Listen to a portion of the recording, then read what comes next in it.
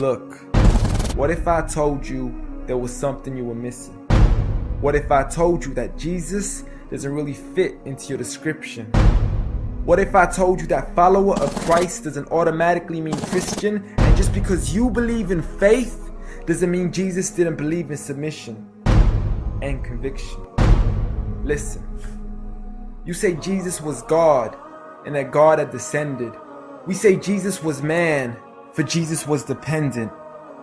Our God is all great and cannot be comprehended. You say that God was murdered, or do you believe that he pretended? See, God gave us brains and God gave us logic, but I guess God wanted us to use them in everything else except for this topic. It's like wearing a cross and proclaiming that you love Jesus, when if God was murdered on the cross really shouldn't please us. I mean, would you be wearing an axe if it was used to chop your mother up into pieces? See, this is what happens when you believe in faith, but fail to believe in reason. See, we used to worship the Creator until Satan turned us to the creation. We began to worship the people and neglect the one who made them. We began to believe that God had died, but how could a God even be created? A miraculous birth, and therefore the Son of God was begotten. See, the creation of Jesus was easy, but you seem to have forgotten that God says be, and it is, just like with Adam, a concept too complex for the church to merely fathom. But he was the creator of the universe, for all we know, even more. And so what if we can't see him? I mean, what you acting like our universe is small?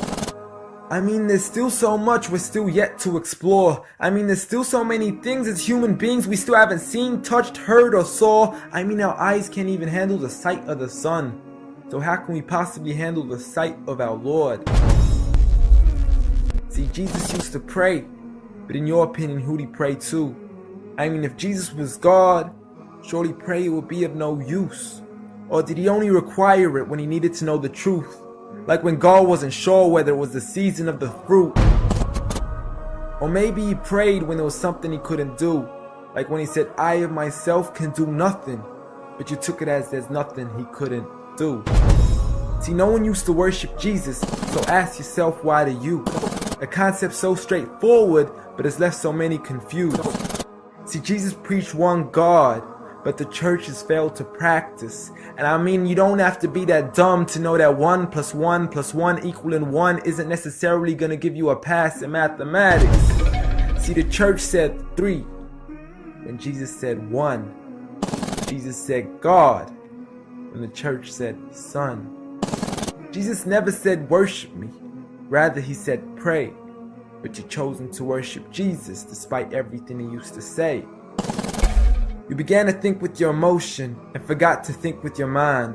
I guess you didn't pay attention when Jesus says our Father, yet never says mine.